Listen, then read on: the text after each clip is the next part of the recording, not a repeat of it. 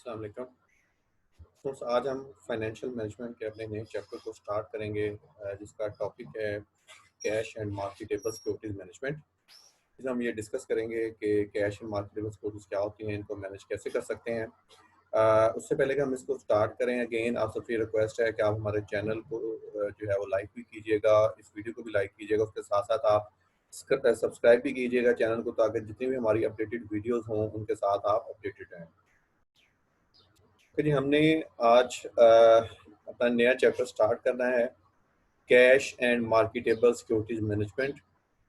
इसके अंदर जो है वो हम इस चीज़ को डिस्कस करेंगे कि ऑर्गेनाइजेशन में आपके पास अगर कैश है, आप उसको और कैश को कैसे आप यूटिलाइज करेंगे, आप कैश को कैसे मैनेज करेंगे, और फिर उसके बाद जो है वो आपके पास अगर कुछ स्पेयर कैश अवेलेबल है तो उसमें उसको आप किस तरह से मार्केटेबल सिक्योरिटीज में इन्वेस्टमेंट करेंगे। जो कि मार्केटेबल सिक्योरिटीज आपके पास शॉर्ट टर्म इन्वेस्टमेंट होती है, लिक्विड सिक्योरिटीज होती हैं जो थोड़े टाइम पीरियड के लिए आप कैश जिसमें इन्वेस्ट करते हैं। तो बेसिकली इस चैप्टर का हमारा बेसिक पर्पज ये है कि जैसे हमने वर्किंग कैपिटल को डिस्कस किया था, हमने वर्किंग कैपिटल मैनेजमेंट के ऊपर बात की थी, तो अब वर्किंग कैपिटल में जो आपका मोस्ट इंपॉर्टेंट जो एलिमेंट है वो कैश एंड मार्केटेबल सिक्योरिटीज है। तो अब इसके अंदर हम ये चेक करेंगे कि कैश और मार्केटेबल सिक्योरिटीज को आप किस तरह से जो है वो मैनेज कर सकते हैं। अब इसके अंदर जो हम बात करेंगे बेसिकली वो हम इन 3 सब टॉपिक्स के ऊपर जो है वो हम बात करेंगे cash and marketable securities management में। इसमें हम सबसे पहले बात करेंगे मोटिव्स फॉर होल्डिंग कैश, कि सबसे पहले आपको कैश होल्ड करने के मोटिव्स क्या हैं, कौन सी ऐसी रीजंस हैं जिसकी वजह से आप कैश को होल्ड करेंगे। मीन सबसे पहले तो हमने इस चीज़ को डिस्कस करना है कि अगर ऑर्गेनाइजेशन ने जो है वो कैश होल्ड करना है, ऑर्गेनाइजेशन अपने पास कैश को रखेगी तो उसके मोटिव्स क्या हैं या उसकी रीजंस क्या हैं। सेकंड जो पॉइंट हम इसमें डिस्कस करेंगे वो है स्पीडिंग अप कैश रिसीव्स, कि आपने जो कैश रिसीव्स करना है अपनी पार्टी से उसको आप स्पीड अप कैसे कर सकते हैं, और कैश पेमेंट्स को जो है वो आप स्लो डाउन कैसे कर सकते हैं। क्योंकि कैश मैनेजमेंट में आपका जो बेसिक कंसर्न होता है वो ये होता है कि आपने जो कैश रिसीविंग्स करनी है, जिन लोगों को आपने क्रेडिट सेल्स की हुई है उनसे आपने कैश रिसीव करना है, उनसे जितनी जल्दी आप कैश कलेक्ट कर सकें आप उस कैश को कलेक्ट करने की कोशिश करेंगे। और जो आपने कैश पेमेंट्स करनी है, फॉर एग्जांपल आपने जो है वो रॉ मटेरियल क्रेडिट पे परचेज किया हुआ है, आपने कोई यूटिलिटी बिल्स पे करने हैं, आपने सैलरीज को पे ऑफ करना है, तो आप उनको कितना जो है वो स्लो डाउन कर सकते हैं। तो इस चैप्टर में ये हमारे 3 जो है वो बेसिक हमारे कंसेप्ट हैं जिसको हम डिस्कस करेंगे। First, motive for holding cash, second, speeding up cash receipts, and third one, slowing down cash पे आउट्स। उसके बाद जो फर्दर जो 3 सब टॉपिक्स के हम इसमें बात करेंगे वो आउटसोर्सिंग है, कैश बैलेंसेस टू मेंटेन है, और इन्वेस्टमेंट इन मार्केटेबल सिक्योरिटीज है। तो हम 4th नंबर पे आउटसोर्सिंग की बात करेंगे, आउटसोर्सिंग क्या होती है, आउटसोर्सिंग क्यों जरूरी होती है। Then cash balances to maintain, के कैश बैलेंसेस आपके पास कितने होने चाहिए, और then investment in marketable securities, के आपके पास मार्केटेबल सिक्योरिटीज कौन कौन सी होती हैं और उनमें जो है वो आप किस तरह से जो है वो इन्वेस्टमेंट कर सकते हैं। तो फर्स्ट वन, सबसे पहले हम अपने फर्स्ट सब टॉपिक की बात करते हैं, मोटिव्स फॉर होल्डिंग कैश, कि हमें जो है कैश मैनेजमेंट में कैश को होल्ड करने की ज़रूरत क्यों है, कौन कौन से मोटिव्स हैं, कौन कौन सी रिक्वायरमेंट्स हैं जिसकी वजह से जो है वो हम कैश को होल्ड करेंगे। So basically there are 3 basic motives for holding the cash: transaction motive, speculative motive, and precautionary motive. So first of all, the transaction motive, to meet payments arising in the ordinary course of business.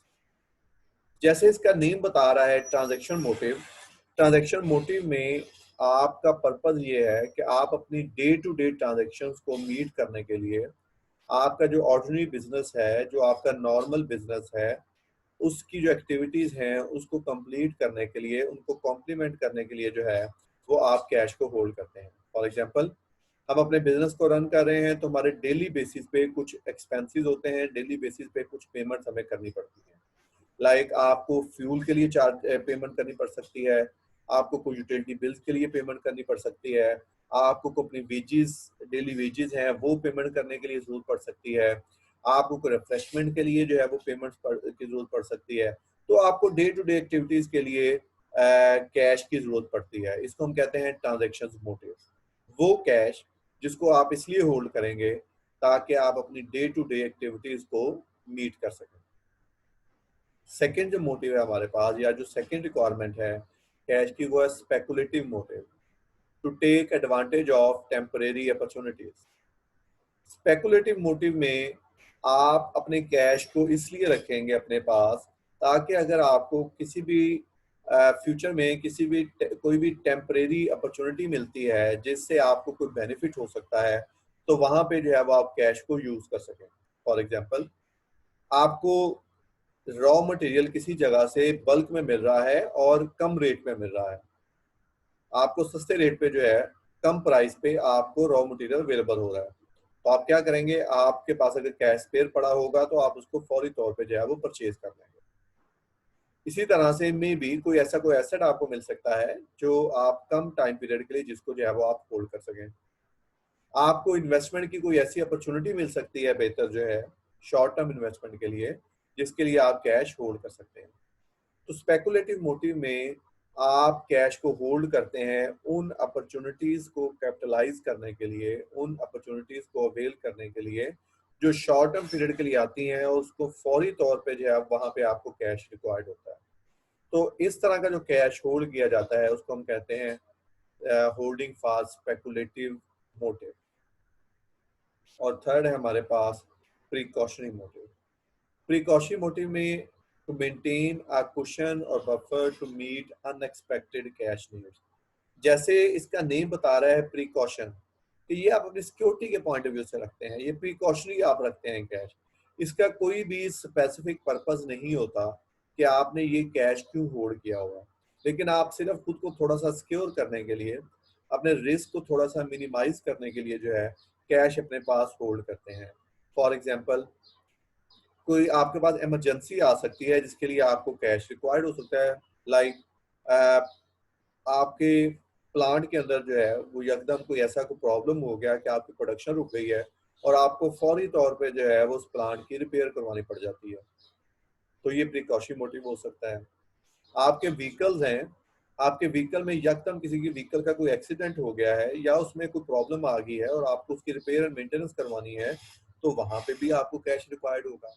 आपके employees के साथ खुदा ना खास्ता कोई accident हो सकता है, वो ऑन जॉब जो है कोई मसला हो सकता है, आपको को मेडिकल ट्रीटमेंट उनको दिलवाना पड़ सकता है, आपको अपने लिए कोई मेडिकल ट्रीटमेंट लेना पड़ सकता है इमरजेंसी में।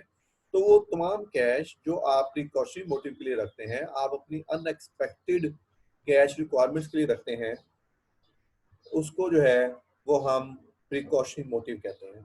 तो हम जो है वो ऑर्गेनाइजेशन कैश को जब होल्ड करती है तो अपने पास थ्री पर्पसेस के लिए कैश को होल्ड करती है। फर्स्ट, ट्रांजैक्शन मोटिव के लिए, सेकंड, स्पेकुलेटिव मोटिव के लिए, और थर्ड, प्रिकॉशनरी मोटिव के लिए। अब जो फर्स्ट टू मोटिव्स हैं वो स्पेसिफिक होते हैं। ट्रांजैक्शन में आपको पता है डे टू डे एक्टिविटीज के लिए कैश रखा हुआ है। स्पेकुलेटिव में आपको ये पता है कि हमारे पास जो टेम्परेरी अपॉर्चुनिटीज आएंगी और वो बिजनेस में अपॉर्चुनिटीज आती रहती हैं, आप उसके लिए कैश होल्ड करते हैं। लेकिन जो थर्ड पर्पज है प्रिकॉशनरी मोटिव, इसकी कोई भी असाइंड एक्टिविटी के लिए इसको नहीं रखा जाता। आपको नहीं पता कि ये कैश आपने क्यों होल्ड किया हुआ है, ये जस्ट आपने अपने कुशन के तौर पर रखा हुआ है कि अगर खुदा ना खास्ता कहीं कोई इमरजेंसी आती है और आपको अनएक्सपेक्टेडली कैश की जरूरत पड़ती है, तो वहां पे जो है वो आप उस कैश को जो है वो यूज कर सकें। उसके बाद हम नेक्स्ट अपने सब टॉपिक्स पे जाते हैं, कैश मैनेजमेंट सिस्टम। तो अब अगर हम इसमें ये बात करें कैश मैनेजमेंट सिस्टम की, तो ये हमारे पास कैश मैनेजमेंट सिस्टम है जिसमें हमारे पास कैश इनफ्लो और कैश आउटफ्लो हो रहा है।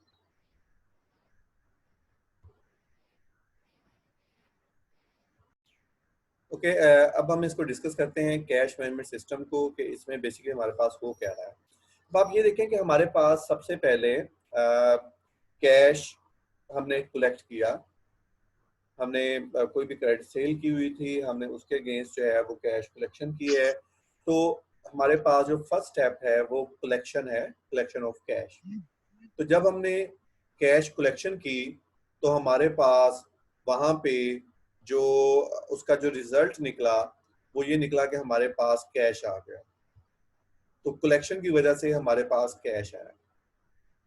अब उसके बाद आपने फॉर एग्जांपल अगर अभी जो है वो आपको उस कैश की जरूरत नहीं है फौरी तौर पे, तो आपने क्या किया, आपके पास जो कैश आया था आपने उसको मार्केटेबल सिक्योरिटीज में इन्वेस्ट कर दिया।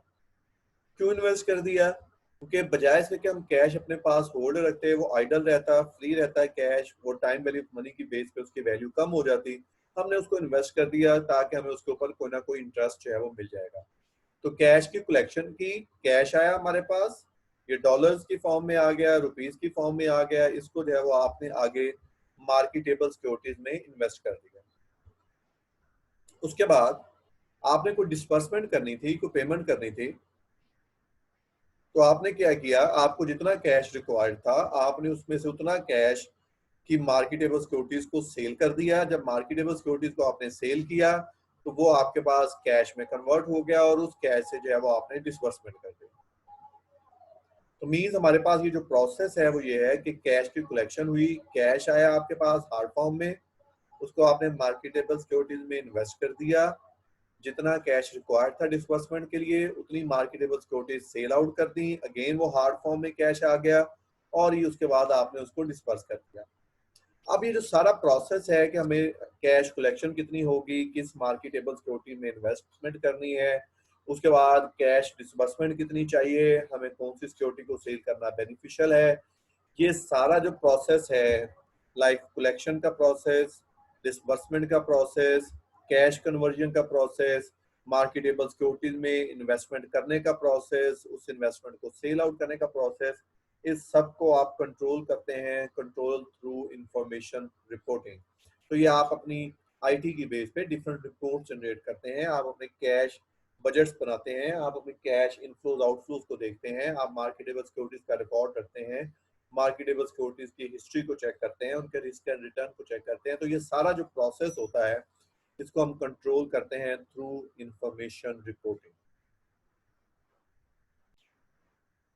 उसके बाद ये हमने सेकंड सब टॉपिक डिस्कस कर लिया। अब उसके बाद हम बात करेंगे स्पीडिंग अप कैश रिसीट्स के।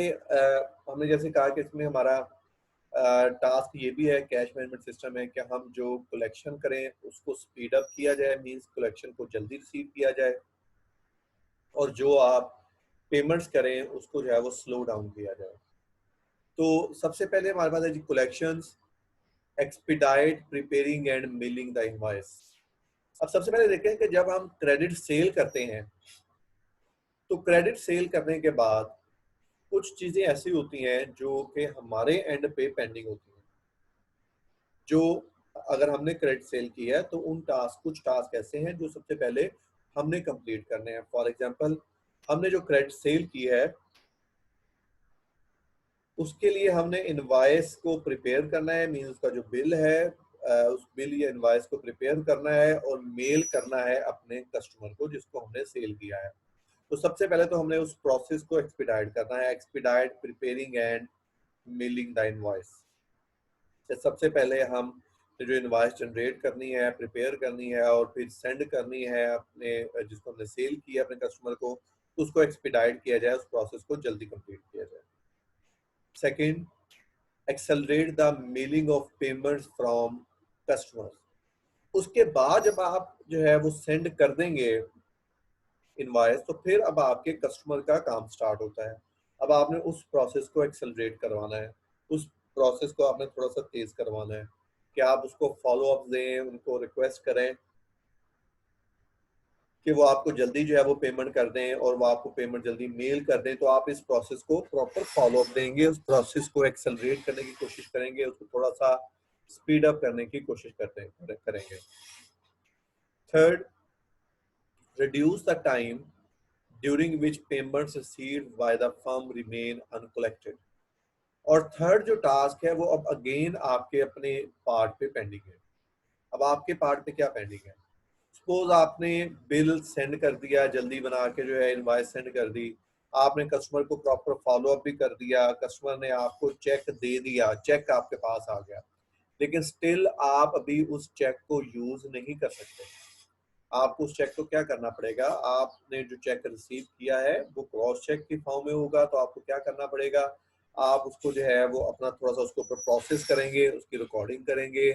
उसके बाद आपका जो अकाउंट्स ऑफिस है या फाइनेंस ऑफिस है वो जाके उस चेक को जो है वो बैंक में जमा करवाएगा अपने अकाउंट के अंदर। जो है जब आप अपने अकाउंट में जमा करवाएंगे तो उसके बाद जो है वो कैश आपके अकाउंट में ट्रांसफर किया जाएगा, फिर आप उस कैश को यूज कर सकेंगे। तो इसका मतलब ये है कि आप पेमेंट जब रिसीव करते हैं कस्टमर से उस वक्त से लेके और उस कैश को जब यूज किया जा सकता है उस वक्त तक कुछ टाइम गैप इसके अंदर आता है। तो ये वो टाइम होता है कि जब आपने पेमेंट रिसीव तो कर ली है लेकिन वो स्टिल अनकलेक्टेड है, वो अभी भी आपके लिए यूजेबल नहीं है। तो आपने उस टाइम को भी रिड्यूस करना है। ऐसा नहीं है कि आपने बहुत जल्दी पेमेंट मंगवा ली है, चेक आ गया आपके पास, लेकिन आप एक हफ्ता जो है वो उसके ऊपर अपनी प्रोसेसिंग करते रहे, अभी तक बैंक में नहीं भेजा। बैंक में सेंड करेंगे, डिपॉजिट करवाएंगे, उसके बाद भी 1-2 दिन लगने हैं आपको जो है। तो आपने उस टाइम पीरियड को रिड्यूस करना है जब आप चेक को रिसीव करेंगे, पेमेंट को रिसीव करेंगे, और उसके बाद वो जब तक कैश आपको अवेलेबल हो जाएगा उस टाइम को भी आपने जो है वो रिड्यूस करना है। तो इस टाइम पीरियड को जो हमने थर्ड पॉइंट की बात की है, इस टाइम पीरियड को हम कहते हैं कलेक्शन फ्लोट। इस टाइम पीरियड को हम कहते हैं कलेक्शन फ्लोट। अब ये कलेक्शन फ्लोट क्या है? इस कलेक्शन फ्लोट को डिस्कस करने के लिए हम इस प्रोसेस को डिस्कस कर सकते हैं। इसके अंदर सबसे पहले हम कलेक्शन फ्लोट को एक्सप्लेन कर देते हैं। कलेक्शन फ्लोट का मतलब क्या है? Total time between the mailing of the cheque by the customer and the availability of cash to the receiving firm. Collection float basically क्या होता है? ये वो टोटल टाइम पीरियड है जिसमें कस्टमर ने आपको चेक मेल कर दिया। तो कस्टमर ने जब आपको चेक मेल कर दिया तो ऑलमोस्ट कस्टमर का काम कंप्लीट हो गया। अब वो चेक आपको रिसीव होगा और उसके बाद जब तक कैश अवेलेबल होगा, इस पूरे टाइम पीरियड को हम कहते हैं कलेक्शन फ्लोट। तो कलेक्शन फ्लोट को हम 3 पार्ट्स के अंदर या 2 पार्ट्स में जो है वो इसको डिवाइड कर सकते हैं, मेल फ्लोट और deposit float. Mail float and deposit float. Mail float में क्या है? मेल फ्लोट में आप देखें, मेल फ्लोट में ये चेक है जो कस्टमर ने आपको मेल कर दिया है, कस्टमर ने आपको थ्रू कोरियर सेंड कर दिया है। अब इसमें कोई 1 आध दिन 2 दिन लगेंगे आपको ये चेक रिसीव होने में, तो इसको हम कहते हैं मेल फ्लोट। तो यहां से जब कस्टमर ने आपको चेक सेंड किया, अब जब तक आप चेक रिसीव करेंगे इस पे ऑलमोस्ट कस्टमर का भी कोई उस पे जो है वो कोई कंट्रोल नहीं है और आपका भी कंट्रोल नहीं है, क्योंकि ये चेक जो है वो आपको रिसीव होगा थ्रू कोरियर जो है। तो इसको हम कहते हैं mail float.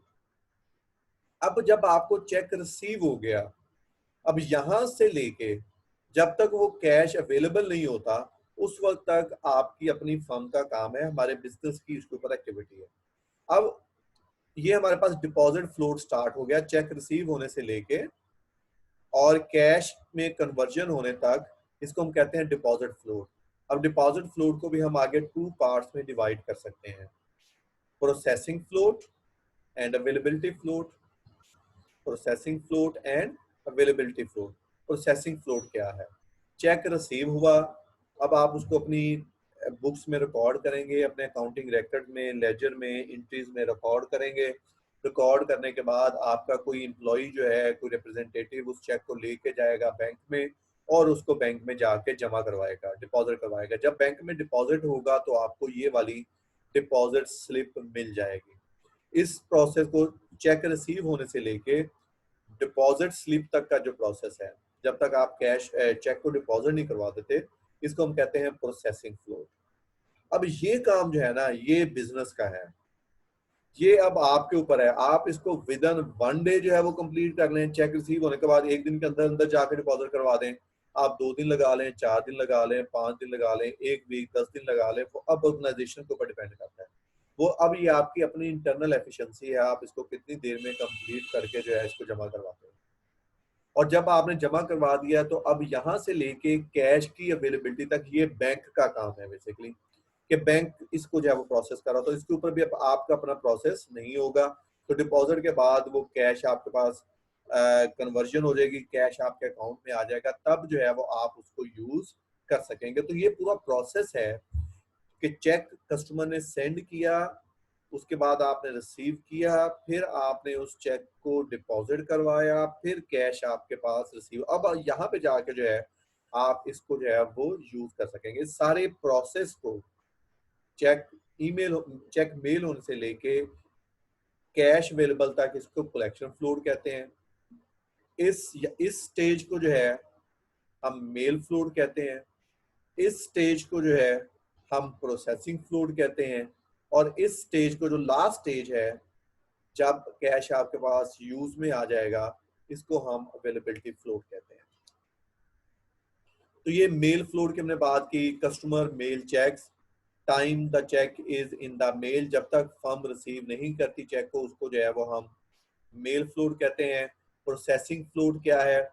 Firm receives the cheque and firm deposits the cheque, time it takes a company to process the cheque internally. तो इंटरनली आपने जो चेक के ऊपर प्रोसेसिंग करनी है, उस टाइम पीरियड को जो है वो हम प्रोसेसिंग फ्लोट कहते हैं। अवेलेबिलिटी फ्लोट क्या है? Firm deposits its cheque, firm's bank account credited, जब तक आपका बैंक अकाउंट क्रेडिट नहीं हो जाता उसको हम अवेलेबिलिटी फ्लोट कहते हैं। Time consumed in clearing the cheque through the banking system, तो बैंकिंग सिस्टम ने जो टाइम लिया है चेक को क्लियर करने में, उसको जो है हम अवेलेबिलिटी फ्लोट कहते हैं।